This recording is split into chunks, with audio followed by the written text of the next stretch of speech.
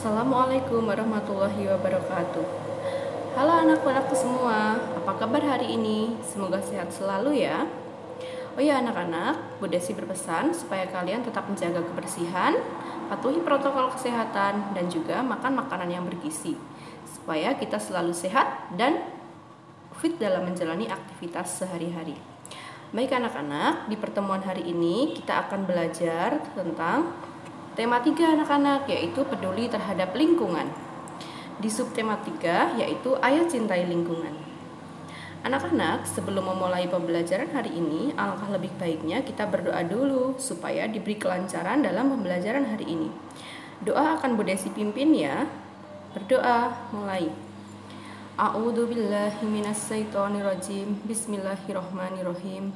Raditu billahi robba wa bil islami dina wa bi muhammadin nabiyya wa rasulah rabbi zidni ilma warzuqni fahma. Amin. Baik anak-anak, kita akan mulai saja masuk ke dalam materinya. Hari ini kita akan belajar di pembelajaran 6, yaitu nanti akan ada 2 mata pelajaran, yaitu Bahasa Indonesia dan juga PPKN. Nah, Bu Desi jelaskan dulu tujuan apa yang akan kalian dapatkan dan yang Bu Desi harapkan di pembelajaran kali ini. Tujuan pembelajaran yang pertama, Bahasa Indonesia. Kalian Bu Desi harapkan untuk mampu menjelaskan cara menyajikan laporan hasil wawancara. Kemudian yang kedua, kalian Bu Desi harapkan untuk mampu mempresentasikan laporan hasil wawancara. Untuk mata pelajaran PPKN, Bu Desi harapkan kalian mampu menyebutkan contoh melestarikan lingkungan. Dan yang kedua, kalian mampu mengkomunikasikan ajakan untuk melestarikan lingkungan. Baik anak-anak, kita mulai saja ke pembelajarannya ya. Mulai dari Bahasa Indonesia. Di Bahasa Indonesia ini, pelajaran yang lalu Bu Desi sudah mengajarkan kalian tentang apa anak-anak masih ingat? Tentang wawancara, betul sekali. Jadi wawancara itu adalah kegiatan atau interaksi tanya jawab antara pewawancara dan narasumber, di mana yang kita ketahui pewawancara adalah orang yang bertanya untuk mendapatkan informasi, sedangkan narasumber adalah orang yang memberikan informasi atau orang yang menjawab pertanyaan dari si pewawancara itu sendiri. Tentu kalian sudah mengerjakan tugas ya, mengerjakan tugas mewawancarai narasumber. Kemarin Bu Desi meminta kalian untuk mewawancarai narasumber untuk mencari informasi tentang kebersihan lingkungan. Nah, lingkungan hidup ya anak-anak. Lalu kita lanjut coba bahasa Indonesia yang hari ini akan Bu Desi terangkan, yaitu untuk membuat laporan hasil wawancara. Bagaimana laporan hasil wawancara yang baik itu? Kemudian yang kedua materinya adalah mempresentasikan laporan hasil wawancara. Nah, untuk mempresentasikan, menyajikan laporan hasil wawancara itu, apakah yang harus kalian lakukan? Poin-poin apa saja yang harus kalian pelajari, yang harus kalian lakukan saat mempresentasikan itu? Baik, sudah siap ya anak-anak? Kita lanjut materinya. Jadi, dalam format laporan wawancara itu terdapat topik wawancara yang harus kalian tulis dalam laporan hasil wawancara, yaitu pertama topik wawancara. Topik wawancara ini adalah tentang apa wawancara yang kalian lakukan. Kalau yang sudah tugas yang kemarin, Bu Desi sudah memberikan tugas yaitu tentang wawancara tentang kebersihan lingkungan. Ya, betul sekali. Lanjut anak-anak. Kemudian yang kedua, kalian harus menuliskan tujuan wawancara. Wawancara pasti mempunyai tujuan. Nah, anak-anak kemarin sudah belajar tentang sudah mewawancarai seseorang narasumber tentang kebersihan lingkungan, berarti tujuan wawancaranya untuk mendapatkan informasi tentang bla bla bla bla. Nah, kalian tulis dengan bahasa kalian sendiri. Kemudian narasumber. Nah, ini anak-anak, narasumbernya harus ditulis. Kalian kemarin melakukan wawancara dengan siapa? Siapa narasumber yang kalian wawancarai? Seperti itu. Kemudian hari dan tanggal wawancara ditulis ya. Lalu tempat wawancara. Kalian melakukan wawancara dengan narasumber itu di mana?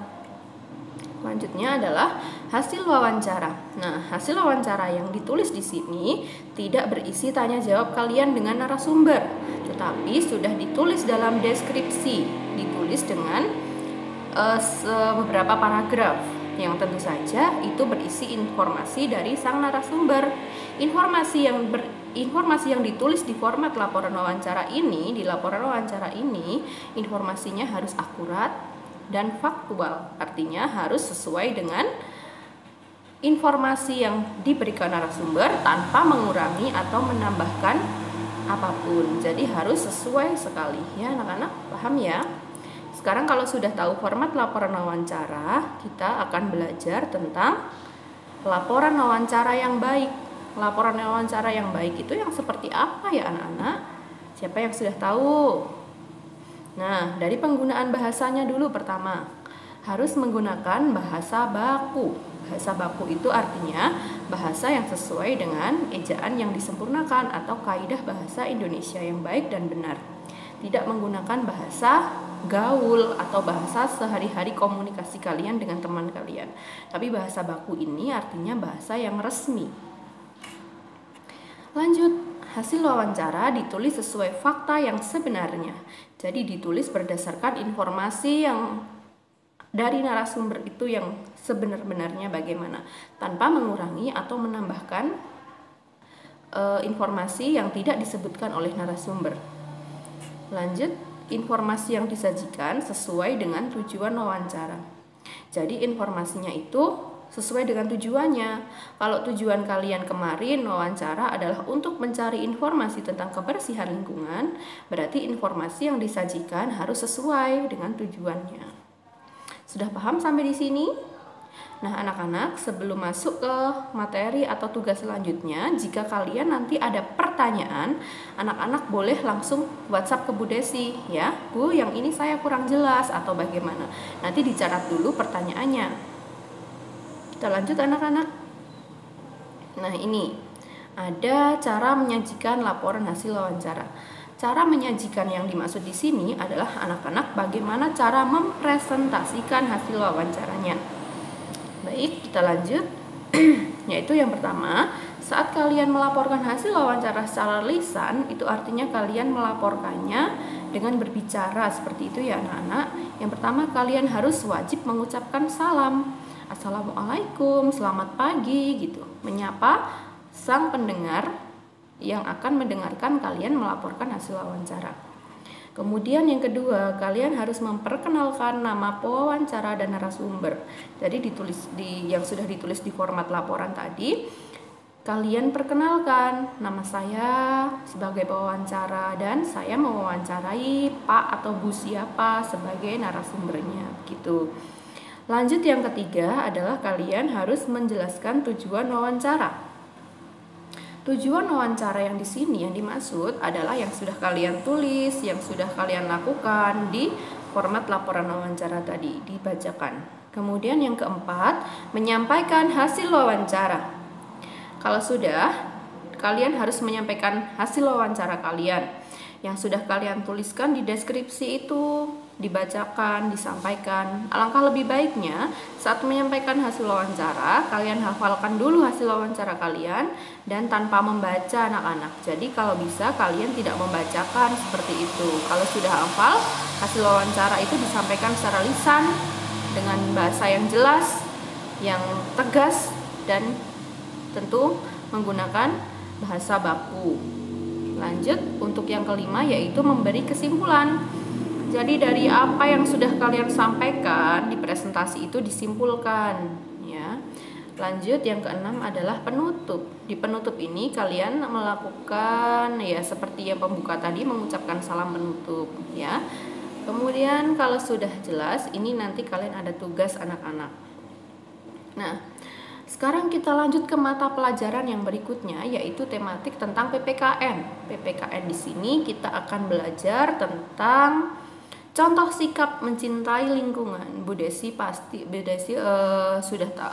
sudah kalian di rumah sudah tahu ya anak-anak tentang apakah itu mencintai lingkungan, sikap yang baik itu bagaimana. Tetapi seiring berjalannya waktu, kalian itu sering sekali melupakan hal ini, hal yang sepele seperti membuang sampah. Kalian membuang sampahnya pasti terkadang masih sembarangan. Nah, coba diingat-ingat siapa di sini yang masih seperti itu. Jangan dilakukan lagi anak-anak. Lanjut. Kemudian kalian akan mempelajari contoh perilaku yang mencintai lingkungan.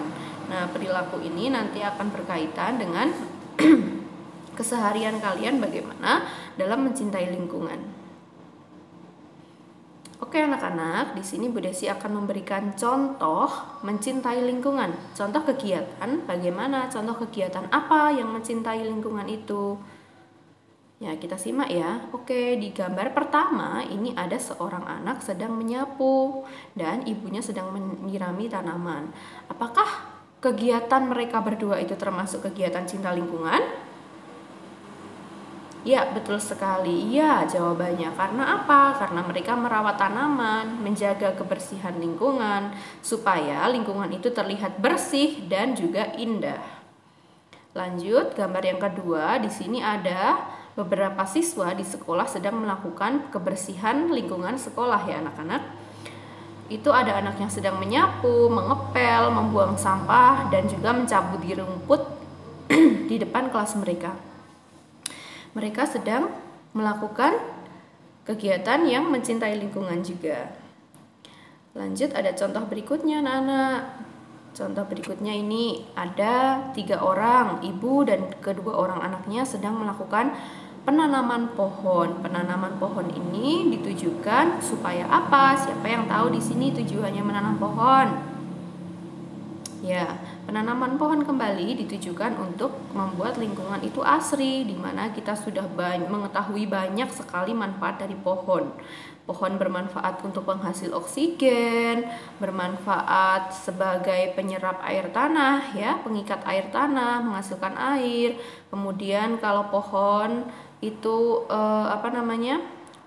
kalau sudah besar kayunya bisa dimanfaatkan untuk rumah, kebutuhan mebel dan lain sebagainya, dan masih banyak sekali manfaat pohon ya. Itu kita sudah pelajari di mata pelajaran sebelumnya, di mata pelajaran IPS ya anak-anak, manfaat pohon. Lanjut. Nah, ini yang ketiga adalah gambar anak sedang apa? Ya, membuang sampah di tempat sampah. Anak itu sudah melakukan kegiatan cinta lingkungan. Dia peduli terhadap kebersihan lingkungan. Dia membuang sampah pada tempatnya dan dia menjaga kebersihan ya anak-anak. Jadi tidak membuang sampah sembarangan. Lanjut, ada gambar berikutnya anak-anak, ini dia. Nah, ini ada ibu dan ayah sedang memberi makan ikan. Ya, memberi makan ikan termasuk kegiatan sebagai wujud cinta lingkungan. Karena apa? Karena menyayangi sesama makhluk hidup untuk menjaga kelestarian lingkungan. Ya, di sini termasuk lingkungan hayati, sumber daya alam hayati ya, karena yaitu mereka memberi makan ikan sebagai sumber pangan kita. Lanjut. Nah, ini ada gambar beberapa orang di desa sedang melakukan kerja bakti lingkungan, membersihkan selokan ya anak-anak. Jadi itulah pentingnya kenapa mengambil sampah di selokan itu sangat penting. Supaya apa? Supaya selokan terlihat bersih, airnya mengalir dengan lancar, tidak tersumbat. Karena jika tersumbat dan banyak sampah, nanti akan mengakibatkan bencana banjir. Ya, dimana kita tahu kalau bencana banjir itu sangat merugikan bagi kita sebagai manusia. Ya anak-anak, itu merupakan beberapa kegiatan cinta lingkungan. Nah, di sini Bu Desi akan mengajak kalian untuk menganalisis sikap mencintai lingkungan. Kita nanti akan menganalisis beberapa perilaku yang termasuk cinta lingkungan dan yang tidak cinta lingkungan. Coba nanti kalian sambil jawab ya di rumah ya. Yang pertama ada gambar anak sedang membersihkan kandang hewan peliharaannya, kandang ayam. Nah, anak itu sedang membersihkan secara rutin ya. Kelihatannya dia memakai masker, kemudian menyapu kandang supaya bersih. Ayam-ayamnya juga nanti diberi makan. Seperti itu termasuk bukti cinta lingkungan apa tidak? Ya, betul sekali, cinta lingkungan. Jadi kegiatan membersihkan kandang hewan ternak itu termasuk kegiatan cinta lingkungan karena dia menjaga kebersihan. Lanjut, di situ ada seorang bapak yang sedang menebang pohon. Kita lihat di belakangnya itu kok banyak ya pohon-pohon yang sudah ditebang. Sepertinya bapak ini tidak melakukan tebang pilih tanam, dia asal saja menebang semua pohon yang ada di sana. Kira-kira bapak ini termasuk cinta lingkungan apa tidak ya? Kita cek dulu. Wah, ternyata bapak ini tidak cinta lingkungan karena bapak ini melakukan penebangan pohon sembarangan. Ya, anak-anak, jadi kegiatan seperti ini harus dihindari. Sebaiknya apabila kita ingin menebang pohon, mengambil kayunya, kita pilih saja kayu yang sudah tua, melakukan sistem tebang pilih tanam. Setelah menebang pohon, kita juga harus menanami kembali dengan pohon yang baru untuk mengganti pohon itu. Lanjut, gambar yang ketiga, di situ ada gambar beberapa orang sedang melakukan kebersihan lingkungan taman. Ya, mengambil sampah, menyapu di rumput dan lain-lain. Kira-kira sikap itu mencintai lingkungan apa tidak? Pasti anak-anak sudah bisa menjawab ya di rumah. Ya, sikap cinta lingkungan. Jadi kegiatan itu merupakan sikap cinta lingkungan. Gambar yang keempat, itu terlihat jelas sekali ada seorang bapak-bapak sedang mengarahkan pegawainya mungkin ya membuang sampah dari truk menuju ke sungai. Itu sungguh perbuatan yang tidak baik ya anak-anak. Kira-kira kalau seperti itu cinta lingkungan apa tidak? Jelas sekali kalau seperti itu merupakan perbuatan yang tidak cinta lingkungan. Membuang sampah sedikit saja itu merupakan membuang sampah sembarangan atau di sungai sedikit saja itu sudah dapat merusak sungai anak-anak. Karena kalian tahu, apabila sampah itu merupakan sampah yang tidak bisa terurai atau sampah anorganik, maka sampah itu akan berada di sungai sekian lama dan tidak terurai. Jadi mengakibatkan sungai itu tercemar, ekosistemnya rusak, ikan-ikannya mati, sungai menjadi kotor, dan bencana banjir pasti akan datang karena aliran airnya tidak lancar sehingga nanti mengakibatkan banjir karena tersumbat, nanti airnya meluap dan mengakibatkan banjir ya. Itu beberapa sikap mencintai lingkungan dan tidak mencintai lingkungan. Bu Desi harapkan di sini kalian juga dapat menerapkan dalam kehidupan sehari-hari. Tidak cuma bisa mengetahui, menyebutkan, tetapi juga bisa melakukannya ya anak-anak. Karena lingkungan ini kita harus menjaganya supaya tidak rusak, tidak punah ya. Selanjutnya di sini ada beberapa ciri-ciri perilaku yang mencintai lingkungan. Yang pertama, sikap cinta lingkungan itu ditunjukkan dengan cara membersihkan lingkungan. Membersihkan lingkungan kita bisa mulai dari lingkungan rumah. Nah, kalian bisa membersihkan lingkungan rumah, menyapu, mengepel, dan lain sebagainya.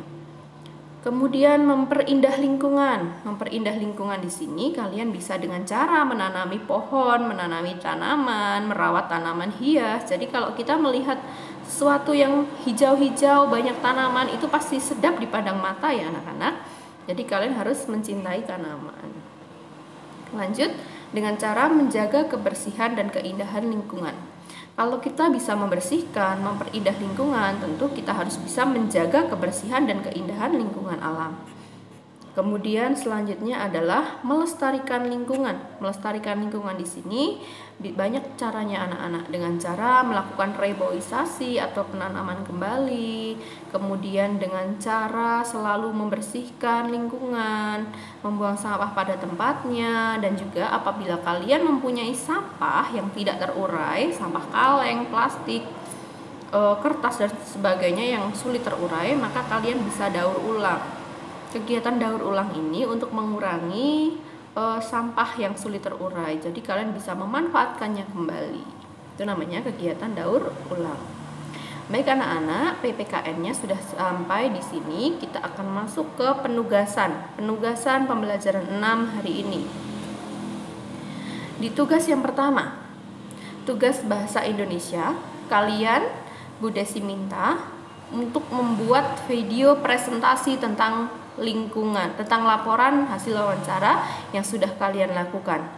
Jadi nanti videonya berdurasi kurang lebih 3 menit dan mengirimkan videonya itu melalui WA ya anak-anak. Jadi kalian nanti di rumah dibantu oleh orang tua, kakak atau saudara itu melakukan presentasi, nanti kemudian direkam presentasinya dan dikirimkan ke Bu Desi. Baik anak-anak, jelas ya? Kemudian tugas yang kedua yaitu PPKN. Buatlah diagram flyer seperti contoh di bawah ini. Isilah diagram tersebut dengan tepat. Kirimkan hasilnya melalui WA. Nah, anak-anak, nanti kalian tulis di buku kalian tentang ayo mencintai lingkungan. Di situ ada contoh, kemudian bukan contoh, ciri-ciri dan kesimpulan. Itu kalian isi. Contoh mencintai lingkungan itu seperti apa? Yang bukan contoh mencintai lingkungan itu seperti apa? Isi minimal 3 ya, 3 kegiatan, 3 sikap. Kemudian ciri-ciri yang mencintai lingkungan itu seperti apa? Kemudian disimpulkan, jika kalian mencintai lingkungan, maka kesimpulannya lingkungan akan menjadi seperti apa? Seperti itu. Kalau ada yang kurang jelas tentang tugasnya, nanti kalian bisa tanyakan melalui WhatsApp. Ya, nanti Bu Desi tunggu di WA. Baik anak-anak, Bu Desi rasa sekian pembelajaran hari ini, semoga bermanfaat. Bu Desi minta maaf apabila banyak kesalahan saat Bu Desi bertutur kata, baik disengaja ataupun tidak. Bu Desi ucapkan banyak terima kasih kepada kalian yang sudah menyimak video ini. Semoga bermanfaat untuk kalian dan Bu Desi ucapkan selamat belajar. Semoga sukses anak-anak ya, jangan malas untuk belajar di rumah. Karena memang situasi yang sedang seperti ini kita dituntut untuk mandiri ya anak-anak. Kalian belajar berkomunikasi dengan Bu Desi secara virtual. Semoga kalian tetap dalam kondisi sehat dan jangan lupa tetap mengerjakan tugasnya dengan baik. Bu Desi akhiri, wassalamualaikum warahmatullahi wabarakatuh.